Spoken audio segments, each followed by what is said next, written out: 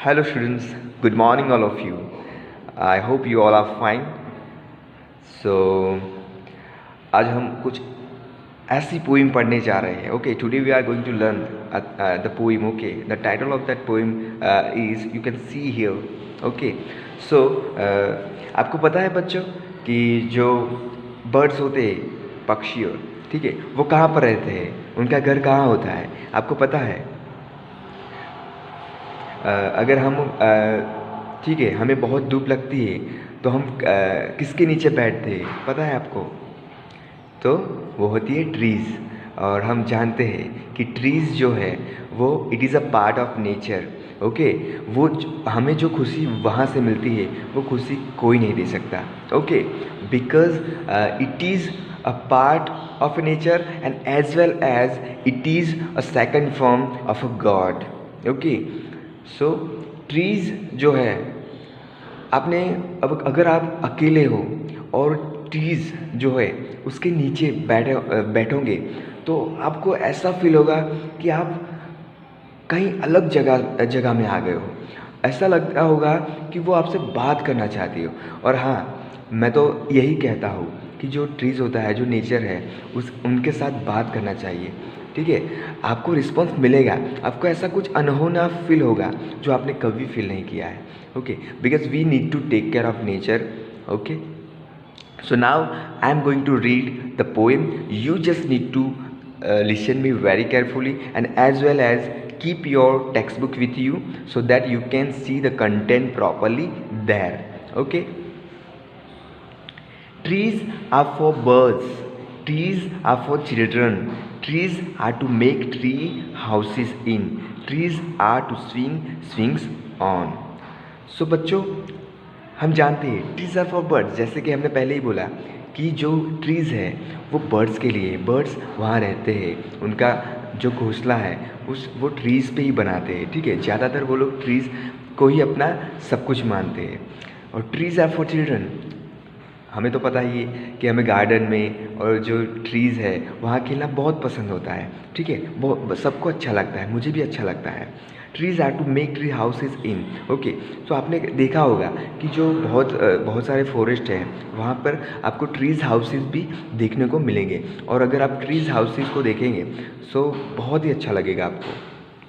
Trees are to swings on. Okay, so ज़्यादातर बच्चे लोग या ठीक है क्या करते हैं कि ट्रीज़ होता है उनके पर स्विंग्स बहुत करते हैं क्योंकि उन्हें पसंद है, वो अच्छा लगता है, उनसे खुशी मिलती है. Trees are for the wind to blow through. Okay, वहाँ से जो है वो हवा, ट्रीज़ आपने अगर आप जो गार्डन है, ट्रीज़ है, वहाँ बैठोगे तो कुछ इस तरह से हवा बहेगी जो आपको महसूस बहुत ही अलग फील होगा. ओके, उसकी जो फ्रेगरेंस है वो बहुत ही मीठी होगी. Trees are to hide behind in hide and seek. तो मुझे तो पता ही है और आपको भी पता है कि हम जब बच्चे, यानी आप तो अभी भी खेल ही रहे हो, लेकिन क्या होता है कि हम जब अपने फ्रेंड सर्कल में होते हैं तो हम हाइड एंड सीक खेलते हैं. चलो हम आज हाइड एंड सीक खेलते हैं. ठीक है, क्योंकि वो हमें मज़ा आता है और हम कहाँ छिप जाते हैं, किसी पेड़ के पीछे, और वो बहुत ही मज़ा आता है, कुछ अलग सा ही मज़ा है. हम भी छोटे थे, हम भी खेलते थे. Trees are to have tea parties under. आपने कई बार देखा होगा कि जब फैमिली टुगेदरनेस होती है तो सब वहाँ पार्टीज़ होती है, कोई बर्थडे पार्टी हो या कोई स्मॉल पार्टीज जब अरेंज की जाती है तब वो ज़्यादातर ट्रीज़ के नीचे ही करते हैं क्योंकि उन्हें नेचर से अनहोनी लगाव है. ठीक है, उसके लिए उन्हें अच्छा लगता है. क्योंकि खुले आकाश में बैठना और सेलिब्रेट करना कैसा मज़ा है, बहुत ही अलग सा मज़ा है. ठीक है, वो घर में भी आनंद आपको नहीं मिलेगा क्योंकि वहाँ नेचर है, और जहाँ नेचर होता है वहाँ इतनी हरियाली होती है, वहाँ इतनी खुशी होती है, वो खुशी हम शब्दों से बयान नहीं कर सकते हैं. Trees are for kites to get caught in. और हमें ये भी पता है कि ट्रीज़ जो होता है उसके ऊपर जो पतंग, ठीक है, वो बहुत बार वहाँ अटक जाती है. ठीक है, वो भी इसलिए कहते हैं, कभी जो पोइट है इसलिए कहते हैं कि वो ट्रीज़ इसके लिए भी है, पतंग को अटक जाने के लिए भी होते हैं।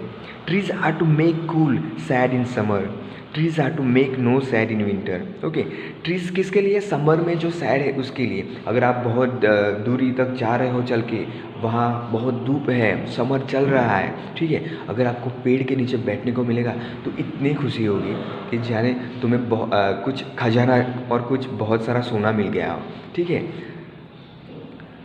Trees are for apples to go on and pears. Okay, हमने देखा है कि बहुत एप्पल्स यानी फ्रूट्स, बहुत सारे फ्रूट्स हम गेट करते हैं, ठीक है, ऑरेंज, एप्पल, ओके, बहुत सारे फ्रूट्स हैं वो हमें प्लांट्स, ओके, ट्रीज से मिलते हैं। अगर आप वो कैसा अनोखा नेचर, अनोखा ट्रीज है, अगर आप पत्थर भी मारोगे उसे फिर भी वो आपको क्या देगी? फ्रूट्स देगी, मीठे फ्रूट्स, ओके, मैंगो, ओके, ठीक है, तो वो बहुत ही अच्छे हैं। Trees are to chop down and call timber. आपने देखा होगा कि कई बार जो वृक्ष की कटाई होती है तब वो आवाज़ आती है, उसे टाइमर कहते हैं।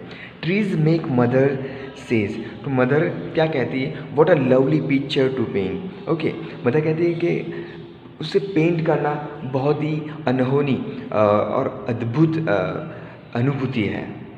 Trees make father says, father क्या कहते हैं उसके बारे में? What a lot of leaves to rake this fall.